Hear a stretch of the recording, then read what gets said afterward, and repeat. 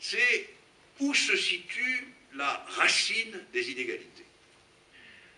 Donc vous voyez, la logique générale est assez simple. Une tradition, je la résume, une tradition de changement du monde à valeur universelle, je la lui reconnais, il faut la lui reconnaître, parce qu'elle érige quand même liberté en valeur universelle. Une théorie du changement du monde en valeur universelle se propose en réalité, sous la forme des démocraties libérales, se propose sous la forme d'un monde dont les objectifs universalisables sont des objectifs de liberté.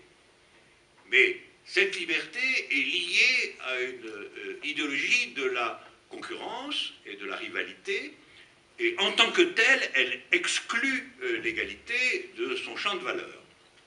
Ça d'un côté. De l'autre côté, nous avons la vision révolutionnaire du changement du monde, qui accepte l'idée axiale de liberté, mais qui constate que cette idée est en fait corrompue, transformée, dès lors qu'il n'y a pas de principe égalitaire. Elle va donc proposer que tout changement du monde soit un changement également normé par l'égalité. Mais un changement normé par l'égalité suppose qu'on sache d'où vient l'inégalité. Et alors, nous retournons à ce brave Jean-Jacques Rousseau, hein, qui était déjà l'inspirateur fondamental de la Révolution française, et qui a écrit un livre sur les origines de l'inégalité. Et vous connaissez tous ce livre ouvre quand même la période d'une critique de toute société dans laquelle est reconnue une figure aberrante ou exagérée, mais alors ce que ça veut dire, de la propriété. Donc, voici apparaître dans la conception d'un changement du monde le motif de la propriété. Contrairement à ce qu'on dit quelquefois, il est absolument clairement établi dès Rousseau. C'est donc pas une idée marxiste d'origine. C'est une idée qu'on trouve chez dans la critique française.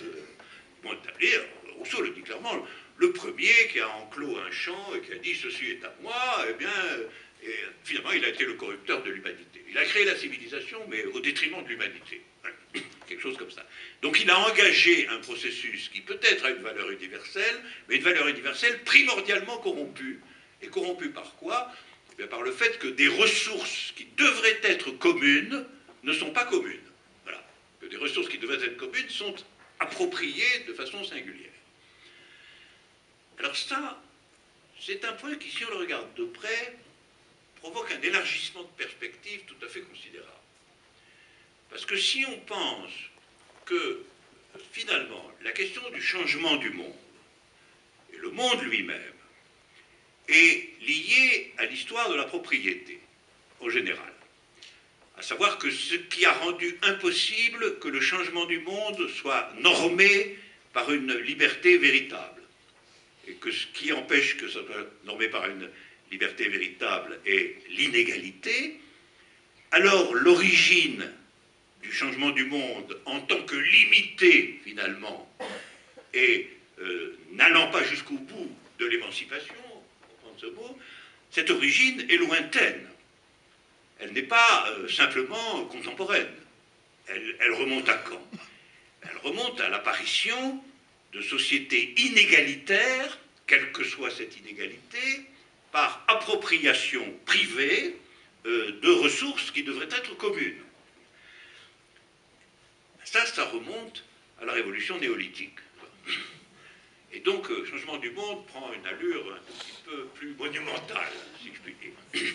Ça remonte à la révolution néolithique. Alors, révolution néolithique, le mot révolution est assez mal placé, parce que ça dure 1000 ans, enfin bon.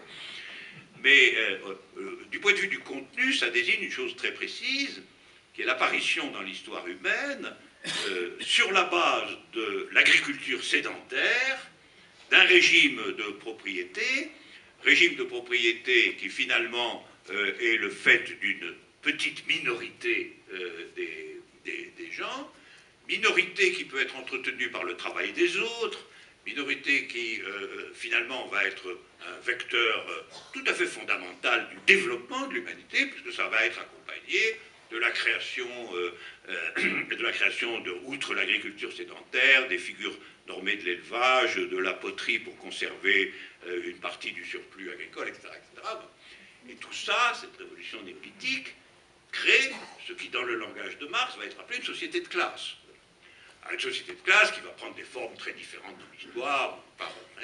Mais vous voyez le point.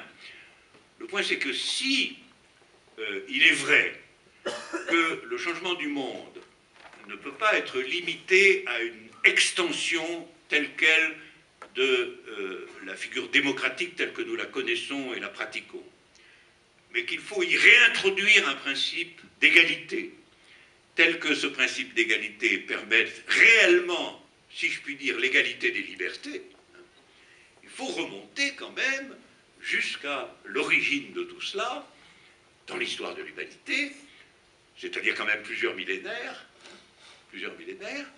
au moment où s'est constituée cette figure du changement du monde, figure, si je puis dire, civilisée du changement du monde, dans la figure de l'apparition des données constitutives fondamentales que sont l'agriculture sédentaire, la possibilité d'un surplus alimentaire qui permet de nourrir les riches, et d'un État qui permet de les protéger. Voilà. Et puis à partir de là, vous avez l'écriture, les religions, tout ce que vous voulez. Et vous en finissez avec les petits groupes de chasseurs qu'il y avait avant, qui ont duré beaucoup plus longtemps que ce que je décris là. L'histoire de l'humanité, c'est à peu près 70 000 ans de chasseurs et puis quelques milliers d'années de néolithique. Donc le changement du monde dont nous parlons, c'est un changement qui, au fond, est assez jeune par rapport à ce qu'a été le changement néolithique, qui, lui, remonte à quelques millénaires, mais qui a été extraordinairement solide puisqu'il est encore là. Alors ce que je voudrais vous dire, c'est qu'il faut que nous ayons conscience dans toute cette affaire que nous sommes encore dans le néolithique. Nous sommes des créatures néolithiques. Et oui, nous sommes des créatures néolithiques. Que le néolithique, c'est pas des gens qui vivent avec des peaux de bêtes dans des cavernes. Le néolithique, c'est quand même les gens qui ont construit les pyramides d'Égypte, l'art grec, les mathématiques, etc. Donc c'est notre monde. C'est notre monde, sauf qu'il n'y a pas la grande industrie.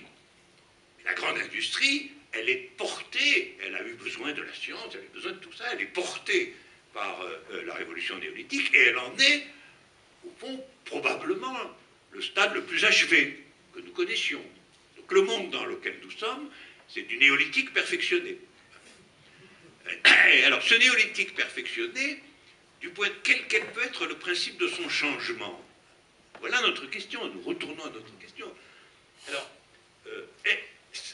une partie de l'essor formidable qu'a donné le néolithique à l'humanité, qui en quelques siècles, et même quelques millénaires, ce qui n'est pas beaucoup, l'a amené là où elle en est, à savoir une population gigantesque, des moyens techniques énormes, etc. Cette révolution a été fondée de façon continue sur l'existence d'une oligarchie très restreinte. Alors j'insiste sur le fait qu'elle est très restreinte parce que oui, on se dit, oui, les pharaons, c'était très restreint, mais aujourd'hui, c'est encore plus restreint que jamais. Il faut quand même savoir que 264 personnes, aujourd'hui, possèdent l'équivalent de 3 milliards d'autres. Et qu'il faut avoir les moyens de cette concentration. Et ça s'appelle la concentration du capital. C'est une loi qui a été déterminée, dont on connaît les principes, et qui, chaque fois qu'il y a une crise, se renforce encore. Parce que la crise de 2008, dont tout le monde a entendu parler, a provoqué une nouvelle séquence de concentration frénétique du capital. C'est bien que l'oligarchie planétaire se rétrécit encore aujourd'hui. Donc, les sociétés néolithiques, il y a une oligarchie, et nous l'avons. Il y a un monopole oligarchique de propriété des grands moyens de production et d'échange, nous l'avons absolument. Et il y a une tendance à la création d'ensembles mondiaux. Elle existe depuis longtemps. L'Empire romain, c'était déjà ça. C'était le monde occidental sous un seul pouvoir. Ça existe encore aujourd'hui plus que jamais, parce que le capitalisme est absolument mondialisé. Il n'y a plus aucune alternative à cette figure-là. Et puis, c'est tout le reste, après, c'est La science qui commence dès la Grèce, c'est les arts, c'est la civilisation au sens moderne du terme, et finalement c'est la grande industrie, etc. Et donc, cet ensemble-là, qui est l'ensemble